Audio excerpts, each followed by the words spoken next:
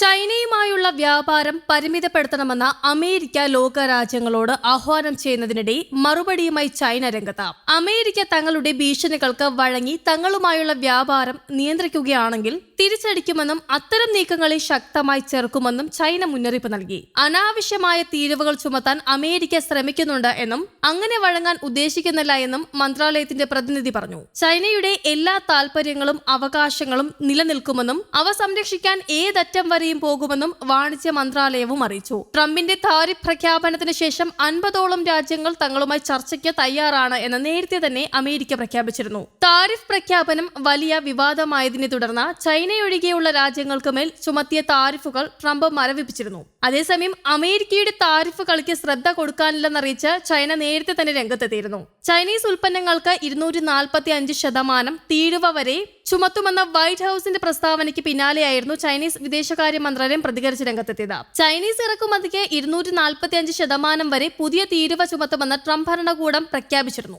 അമേരിക്കയും ചൈനയും തമ്മിലുള്ള വ്യാപാര സംഘർഷം അയവില്ലാതെ തുടരുമെന്നാണ് ഇതിലൂടെ വ്യക്തമാകുന്നത്. അമേരിക്കയ്ക്ക് വഴങ്ങില്ല എന്നും തിരിച്ചടിക്കുമെന്നും ചൈന നേരത്തെ തന്നെ വ്യക്തമാക്കിയിരുന്നതാണ്. ഈ നിലപാടാണ് അമേരിക്കയെ ചൊടിപ്പിക്കുന്നത് എന്നാണ് റിപ്പോർട്ടുകൾ വരുന്നത്. പുതിയ വ്യാപാര കരാറുകളെക്കുറിച്ച് ചർച്ച ചെയ്യാൻ ചൈനയൊഴികെ 75ലധികം രാജ്യങ്ങൾ തയ്യാറായിട്ടുണ്ടെന്നും എന്നാൽ ഇതിനെ തുടർന്ന് ഇവർക്കെതിരെ ചുമത്തിയ ഉയർന്ന താരിഫുകൾ താൽക്കാലികമായി നിർത്തിവച്ചിരിക്കുകയുമാണ് എന്നുമാണ് വൈറ്റ് ഹൌസ് വ്യക്തമാക്കിയത്. അതായത് ചർച്ചയ്ക്ക് ഒരുങ്ങാതെയുള്ള നിലപാട് സ്വീകരിച്ചതാണ് അമേരിക്കയെ കൂടുതൽ പ്രകോപിപ്പിക്കുന്നത് എന്നതാണ് വൈറ്റ് ഹൌസിന്റെ പ്രസ്താവന ചൂണ്ടിക്കാട്ടിയത്.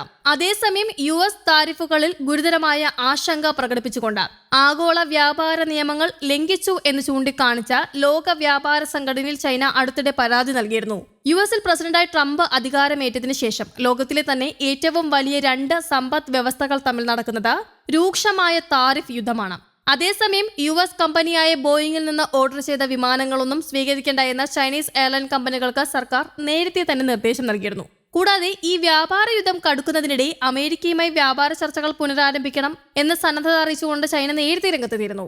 ചില പ്രധാനപ്പെട്ട മുൻവ്യവസ്ഥകൾ പാലിക്കുകയാണെങ്കിൽ അമേരിക്കയുമായി വ്യാപാര ചർച്ചകൾ പുനരാരംഭിക്കാനുള്ള സന്നദ്ധതയാണ് അന്ന് ചൈന അറിയിച്ചത്. പ്രധാന ആവശ്യങ്ങളിൽ ഒന്ന് കൂടുതൽ നയതന്ത്രപരമായ ബഹുമാനം, സ്ഥിരതയുള്ള US വ്യാപാര നിലപാട്, ഉപരോധങ്ങളിലും തായ്വാനിലുമുള്ള തങ്ങളുടെ ആശങ്കകൾക്ക് ശ്രദ്ധ നൽകുക, ട്രംപിന്റെ പൂർണ്ണ പിന്തുണയുള്ള ഒരു മുഖ്യ ചർച്ചാ പ്രതിനിധിയെ നിയമിക്കുക എന്നിവയാണ്.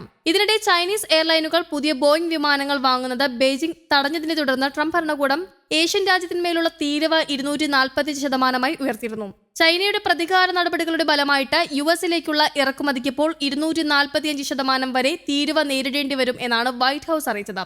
അതേസമയം പോരാടാൻ ഭയമില്ല എന്നായിരുന്നു ചൈനയുടെ പ്രതികരണം. എന്നാൽ US വിഷയത്തിൽ ഒരു പരിഹാരം ആഗ്രഹിക്കുന്നുണ്ടെങ്കിൽ അത് തുല്യത, ബഹുമാനം, പരസ്പര നേട്ടം എന്നിവയുടെ അടിസ്ഥാനത്തിൽ സംസാരിക്കണമെന്നും ചൈന വ്യക്തമാക്കിയിരുന്നു. അമേരിക്കയ്ക്ക് ഈ പ്രശ്നം ശരിക്കും പരിഹരിക്കാൻ ആഗ്രഹമുണ്ടെങ്കിൽ അവർ ഭീഷണിപ്പെടുത്തുന്നത് നിർത്തി തുല്യത, ബഹുമാനം, പരസ്പര നേട്ടം എന്നിവയുടെ അടിസ്ഥാനത്തിൽ ചൈനയുമായി സംസാരിക്കണമെന്ന് വിദേശകാര്യ മന്ത്രാലയ വക്താവ് ലിൻ ജിയാൻ പറഞ്ഞിരുന്നു.